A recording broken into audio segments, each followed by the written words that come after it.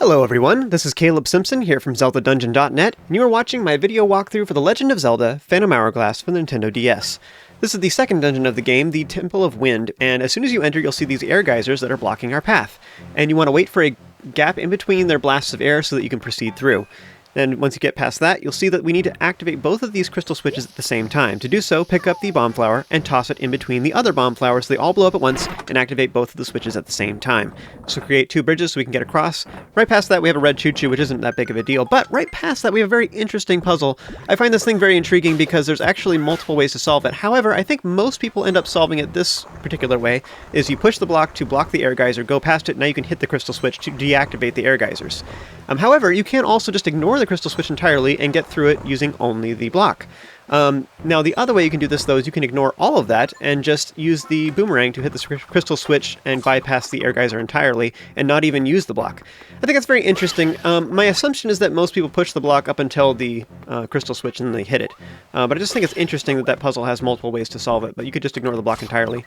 Just past that, there's some more red choo-choos, which aren't a big deal, but immediately past this, there is a floor switch you can step on that will create a shortcut back to the beginning of the temple.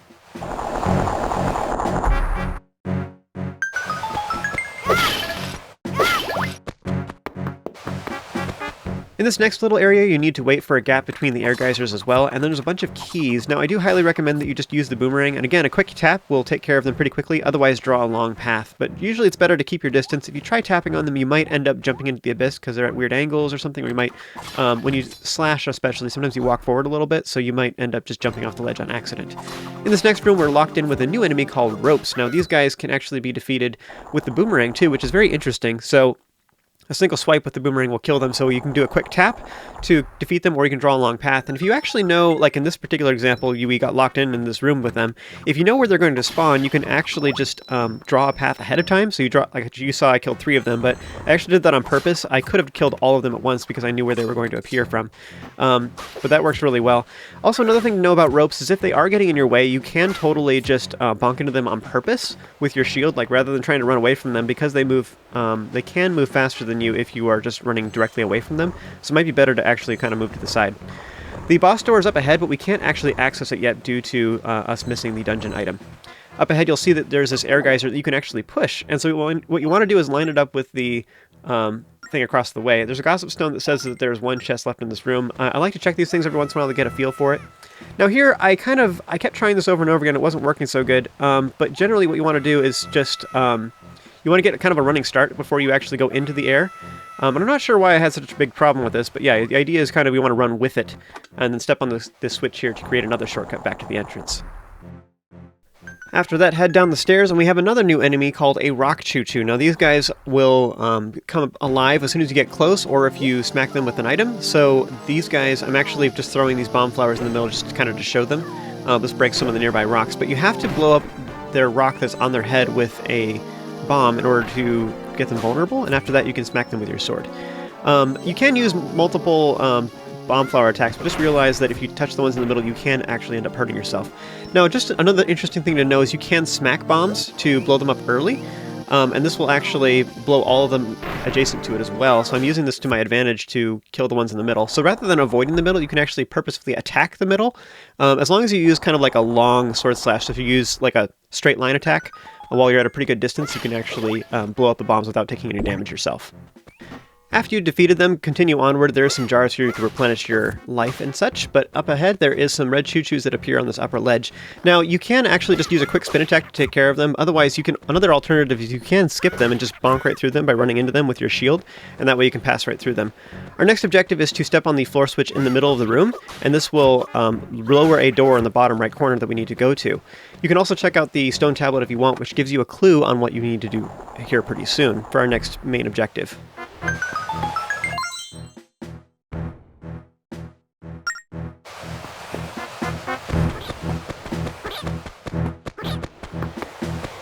So before moving onward, you do want to head to the far bottom right. There is a chest here that contains a treasure. It's just a random one, but that's cool. It's free money. And then you want to head back to the middle, and we want to step in these air geysers. Now, there's actually a couple things we can do here, but first, just step into it by itself, and this will show you that it takes you all the way to this upper ledge, which is actually a dead end, kind of doesn't lead to anything, but there is a chest up here that has a courage gem, so we did want to grab that. Now you'll notice in that central area with all the air geysers, there is actually a block that is on the right side that we can't reach, but it leads to the exit that we're trying to get to. So what you want to do is take this other movable block, and you can actually move it and put it on top of the air geysers, which is kind of a neat little thing. So if you place it over here, just to the left of this other block, and it's on top of one of the air geysers, now when you step into any of the other air geysers, it will land you on top of that block so that you can reach the stairs in the bottom right.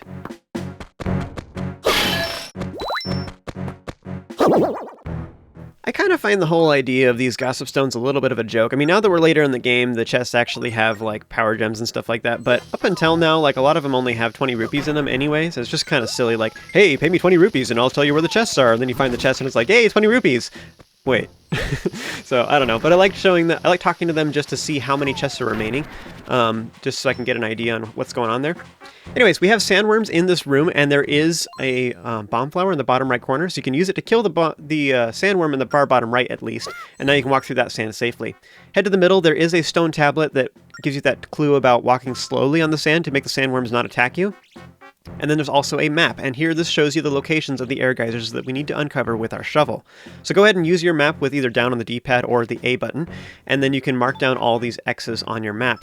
I'm also putting an X to the far north. This is actually a wall that we're going to do something with here later. We can't actually do anything with it yet, but I'm just marking my map right now.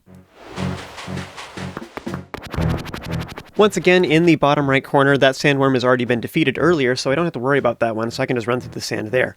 Once we get to the bottom left, after I've stepped on solid ground and made the sandworm disappear, I'm going to walk slowly on the sand by just holding the stylus really close to Link, and then I can walk through the sand so that I don't summon the sandworm. But after I uncover the air geyser, I'm just going to make a run for the next patch of solid ground. So the sandworm will disappear once it catches up to me. There is a chest on the far left that has a power gem, and you'll also notice on the far left there is a cracked wall that we need to use bombs on. Now we can't actually reach it with any of those bomb flowers right now, but just keep that in mind that that's something we need to do. I'm making a run for the next part to the top right because there's a sandworm there, but there's more solid ground. So once again, just going to walk slowly. There is a sandworm in this top right corner as well, and I could not quite reach this one with the bomb flower. So that one is still alive, so I am just moving slowly through here. Now once you've unlocked all of them, this will open the door to the far bottom left, as well as the one to the far north. You can go in either one. We need to go in both of them, so you can pick either one. I'm going to go to the far north one. Now you'll notice, if you look off to the far left, you'll see that there's another wall there, and it leads to a green rupee, which is worth, one of those big green rupees rather, which is worth 100. Go ahead and use the bomb flower to break the cracked rocks, and then go up the stairs. This part's pretty obvious. There is a symbol on the floor. You want to push this movable air geyser onto it, and this will allow it to blast air at the windmill, which will make it spin. Now you'll notice the one to the far south is still not spinning, and there's probably one of those movable air geysers over there as well. Here I'm hitting the gossip stone just to make sure that I have all of the treasure chests collected. I was pretty sure, but I just wanted to double check. And then I am also kind of keeping track in my head the number of chests that I've gotten on this floor. I got that power gem to the far left here, so there's one more chest on this floor that needs to be grabbed as well. Continue on to the far south, and this time we're going to go through the other exit, and we're going to do the same thing here. We're going to move that air geyser thing over as well.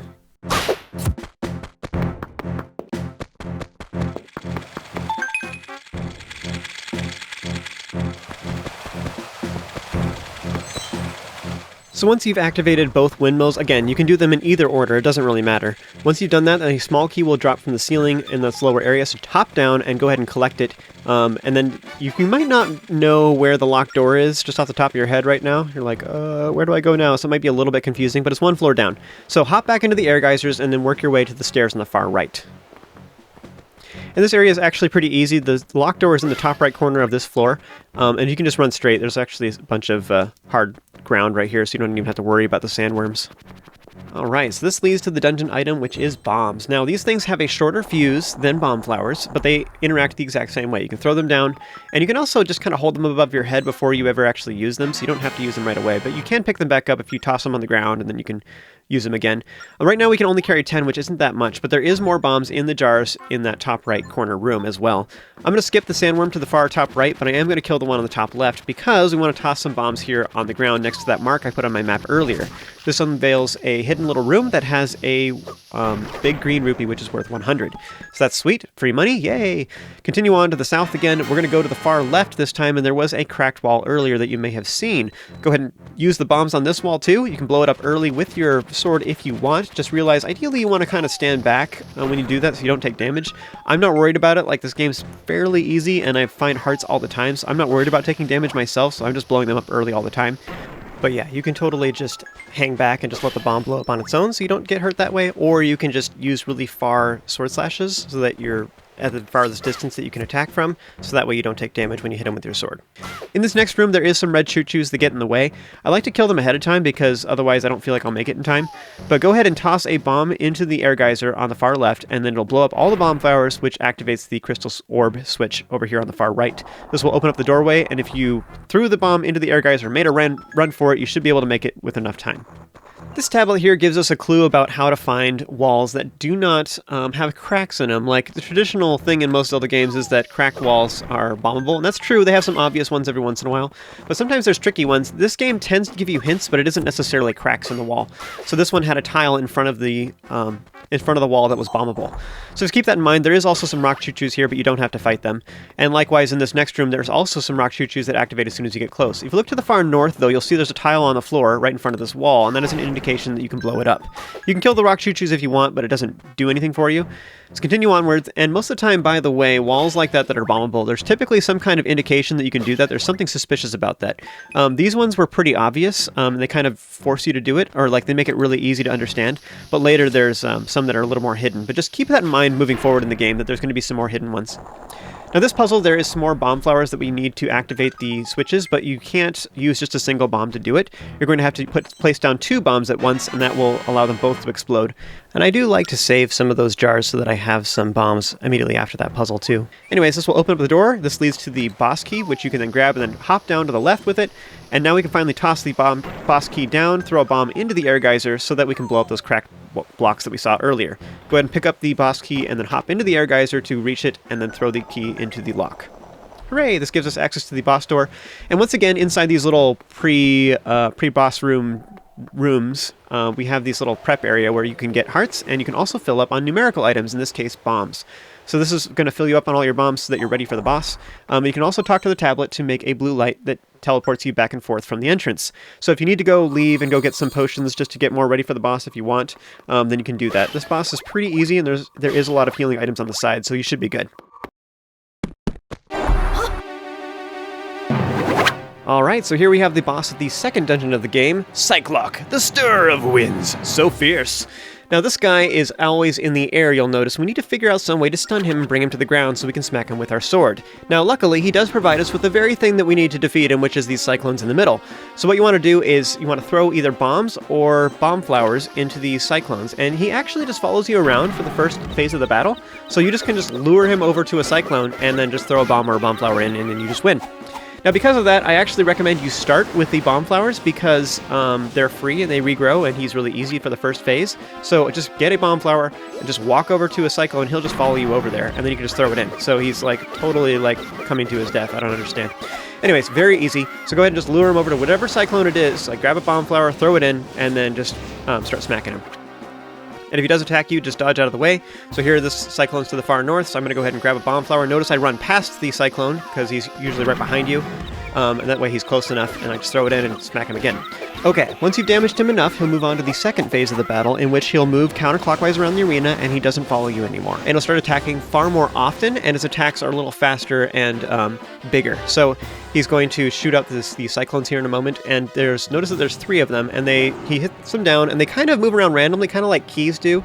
So they are a little bit hard to avoid, and they're kind of hard to account for. You can dodge around them and stuff, but I recommend that you actually just go to the other side of the arena when he does that. So because he just charged me to the south, I knew he was going to head right because he always goes counterclockwise. So I just went ahead and used another bomb flower. But generally speaking, for the second phase of the battle, it's probably easier to use regular bombs because you can throw them into the cyclones instantly. So you get a lot faster reaction time. Anyways, that actually worked out because he was almost dead anyway, so I went ahead and defeated him. So that is how you can defeat the second boss of the game, Cyclok, and yeah, may it go well.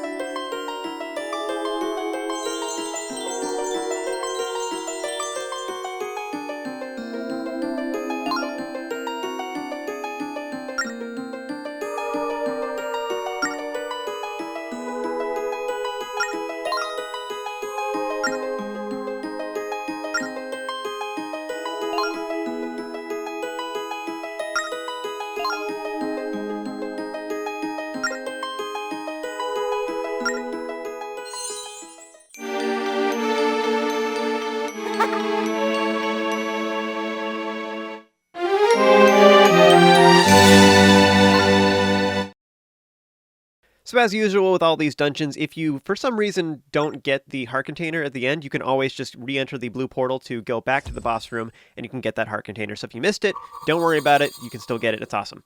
So that's the end of this video, folks. Join me for the next one. We'll continue on back towards the Temple of the Ocean King for the next section of that. And if you like this video, be sure to subscribe both to Zelda Dungeon and myself for more videos similar to this in the future. As always, keep being awesome, and I'll see you guys next time.